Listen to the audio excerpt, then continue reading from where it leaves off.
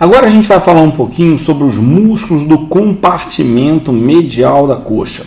Toda vez que a gente pensa então em músculos do compartimento medial da coxa, a primeira coisa que vem à cabeça é adução, ou seja, a gente pensa em músculos adutores do quadril, né? Então, na verdade a gente vai ter um grupo de músculos aí considerado então músculos do compartimento medial da coxa, tá? E que são também mediais do quadril de certa forma, porque muitos deles então têm suas origens então relacionadas ao nosso osso ilíaco, como a gente vai estar falando, e aí a gente também vai ter músculos monoarticulares, músculos biarticulares, assim como em todo o complexo, né? Sempre que a gente fala de sistema muscular.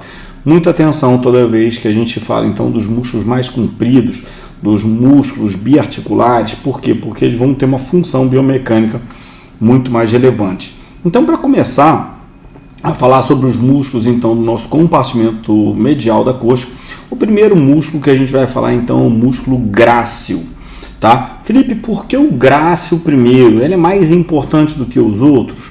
Não, na verdade, a gente tem um grupo de músculos que a gente chama de músculos da pata de ganso.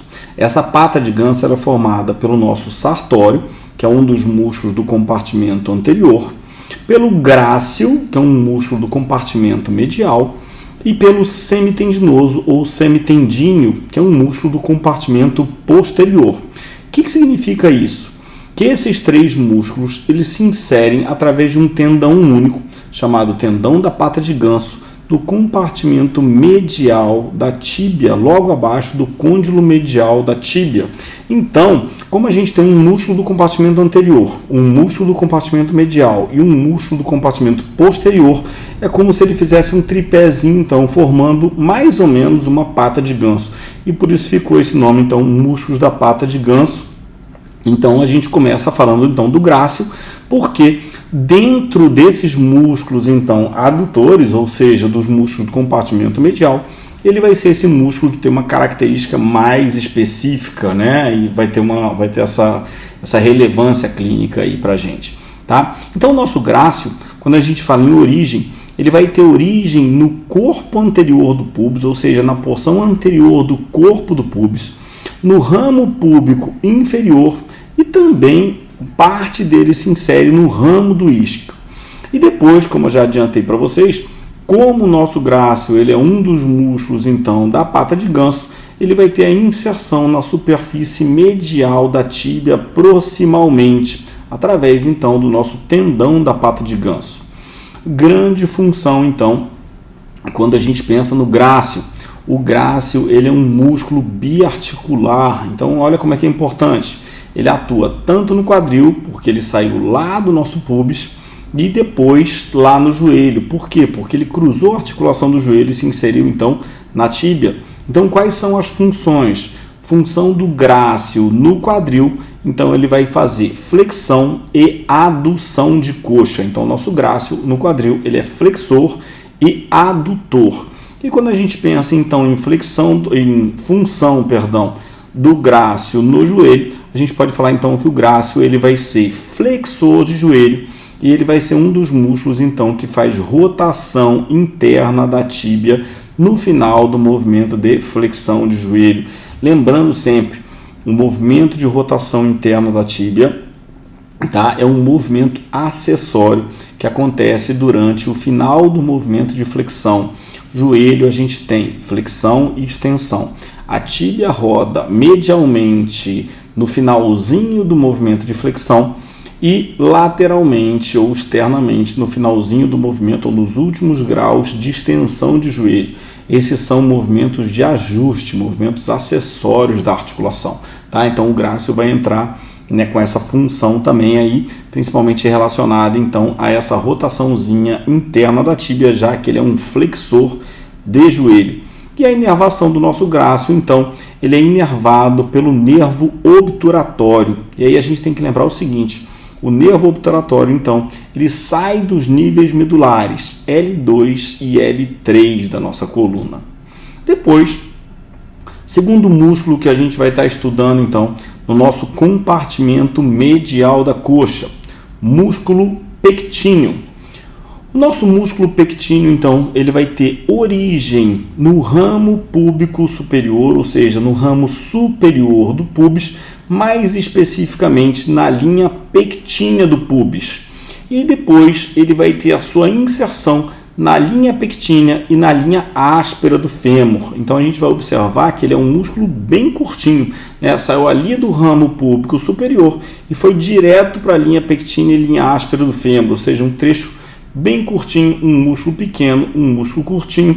Função dele, então, flexão, adução e rotação externa de coxa. Então ele vai ser um músculo monoarticular, vai estar principalmente fazendo adução, né? Todos os músculos do compartimento medial eles são principalmente adutores de quadril, mas ele também vai fazer flexão e rotação externa, e alguns autores ainda consideram como ele sendo um dos responsáveis por estabilização da pelve, né? Mas a gente sabe que na verdade o principal estabilizador da pelve então vai ser o nosso músculo glúteo médio, que é um músculo que a gente estuda quando a gente fala então dos músculos pelvitrocanterianos.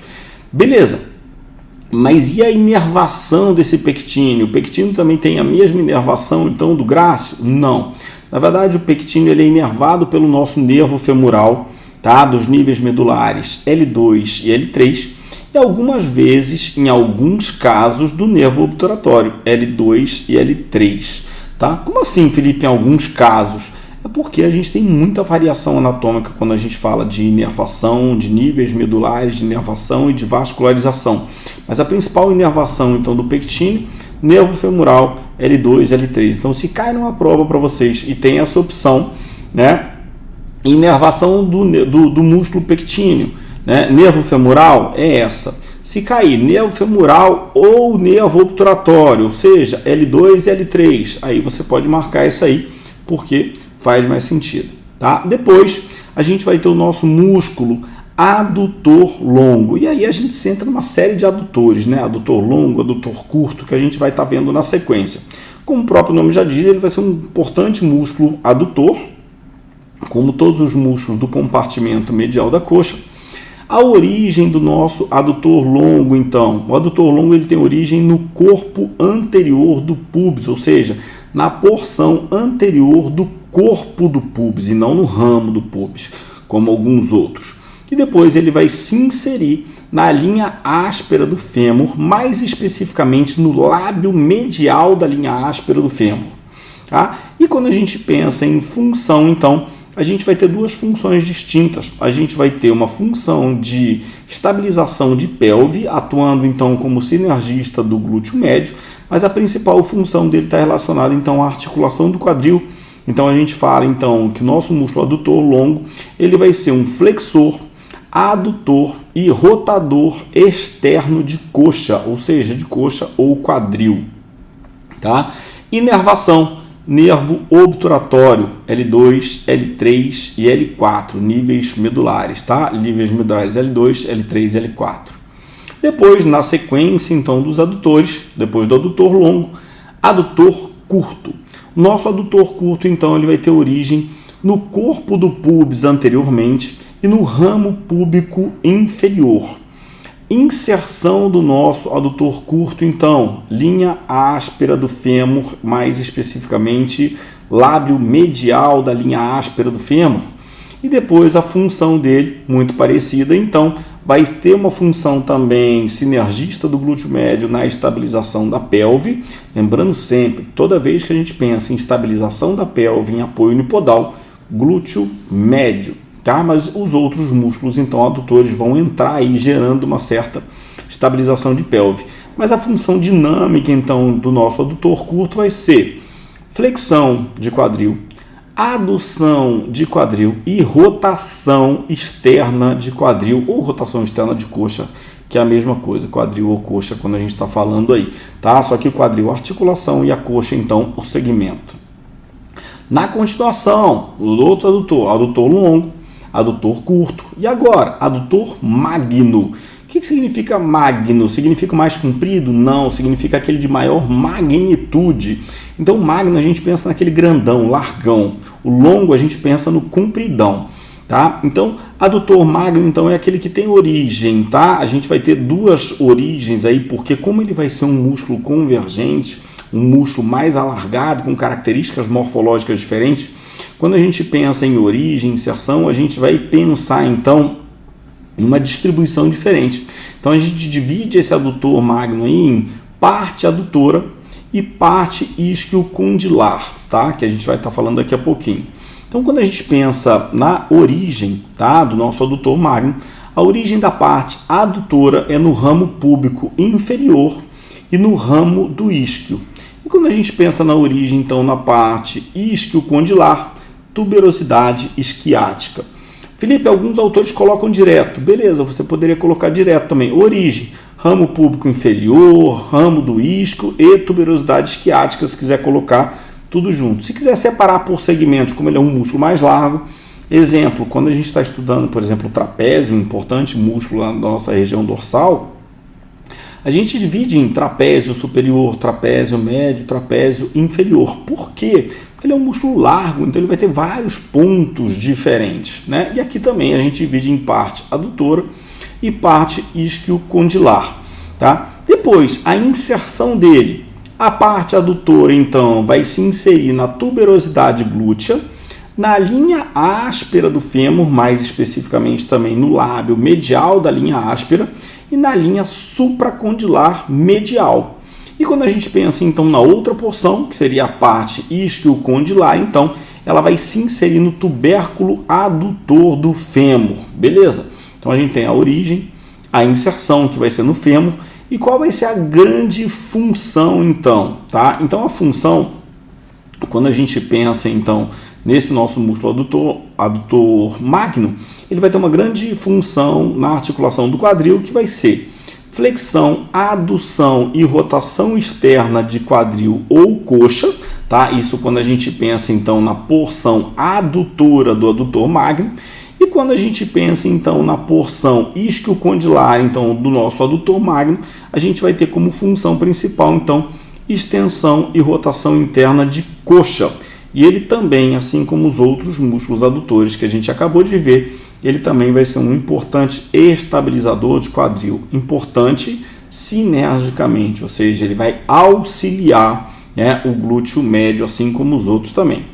Seguindo na linha dos adutores, então, ou seja, de compartimento medial, a gente vai estar estudando agora, então, o adutor mínimo, tá? Não menos importante, né? Ah, mas adutor mínimo, então, ele é menos importante. Não necessariamente, né? Então, a gente não pode colocar um músculo, porque ele é menor, porque o comprimento assim, porque ele tem menos trofismo, que ele vai ter uma importância, uma relevância biomecânica menor. Não necessariamente. Então, o nosso adutor mínimo, então, ele vai ter origem no ramo púbico inferior. Então a gente percebe aí, tá, que o pubis ou os ramos púbicos, né, superior, inferior, eles vão ser o grande ponto de origem dos nossos músculos adutores. Então o que a gente pode pensar clinicamente? Toda vez que o paciente apresenta uma pubalgia, é uma lesão muito comum, principalmente em atletas, né, praticantes de futebol, porque trabalha muito esse movimento de flexão com adução. O chute é muito movimento de flexão e adução de coxa. Isso pode gerar um cisalhamento, né, ou seja, na nossa articulação lá de pubis, do pubis direito com o pubis esquerdo, gerar um desgaste articular e gerar dor, né, derivado então da pubalgia. Então, como esses músculos adutores eles se inserem ali, a tendência é eles gerarem, ou seja, um encurtamento dessa musculatura, gerar uma compressão, né, e, consequentemente, gerar uma área de atrito muito mais significativa. Então, origem do adutor mínimo, ramo púbico inferior. Inserção do nosso músculo adutor mínimo, tuberosidade glútea do fêmur. E a função deles, então, quando a gente pensa então no adutor mínimo, ele vai ter uma função exclusiva no quadril, ou seja, na articulação coxofemoral. Que função vai ser essa, então? Adução e rotação externa de coxa ou quadril. E a inervação do nosso adutor mínimo, então, nervo obturatório, tá? Ou obturador, tá? Que sai dos níveis, então, L2, L3 e L4. Então, o que a gente tem que observar até agora, quando a gente está falando de coxa, né, compartimento medial de coxa, nervo femoral, nervo obturatório e os níveis L2, L3 e L4 se repetindo aí o tempo todo. Isso é muito importante para a nossa avaliação funcional depois. E depois a gente vai ter o nosso músculo, então, obturador externo. Tá? Diferente do obturador interno, tá? Quando a gente fala assim, de músculo obturador, a gente vai ter o obturador externo, que ele vai fazer muito mais parte então dos músculos adutores, dos músculos do compartimento medial. E quando a gente pensa então em obturador interno, a gente já está vendo dentro da pelve, né? Porque a gente vai ter a membrana obturatória e a gente vai ter depois os músculos mais internos. Então, quando a gente fala do obturador interno, a gente está falando mais de assoalho pélvico, de músculos pélvicos, de pelvitrocanterianos. Quando a gente fala de obturador externo, então a gente também está falando de músculos de compartimento medial da coxa.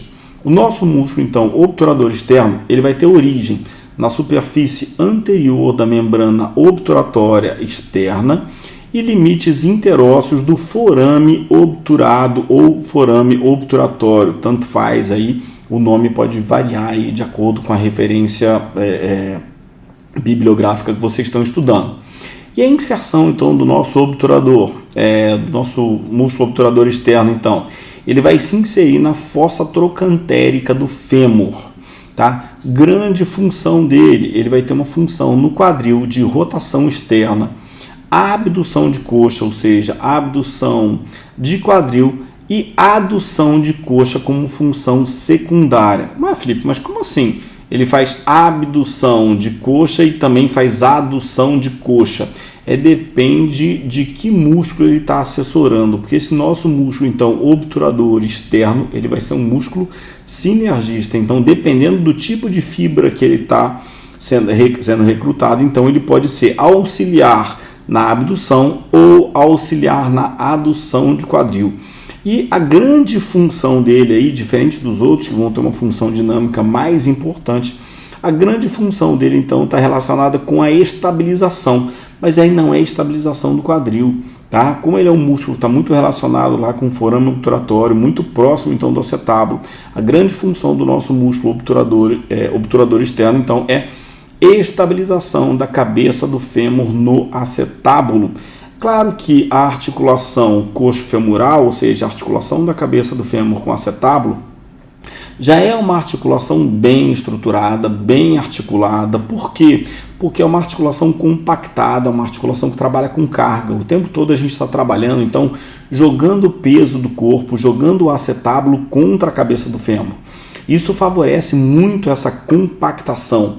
Isso favorece muito, então, com que o músculo já trabalhe, então, com que a articulação já trabalhe bem impactada e bem estabilizada. Então, a articulação, por si só, a articulação do quadril já é biomecanicamente uma articulação estável.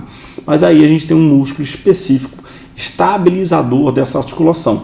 Diferente da articulação glenomeral, que a gente tem uma articulação com uma folga muito grande. Por quê? Porque o peso do membro superior está o tempo todo puxando esse braço para fora, né? Ou seja, puxando o úmero e a cabeça do úmero para fora da cavidade glenoide. E aí a gente depende de músculos estabilizadores, que lá no ombro a gente estuda então como músculos do manguito rotador.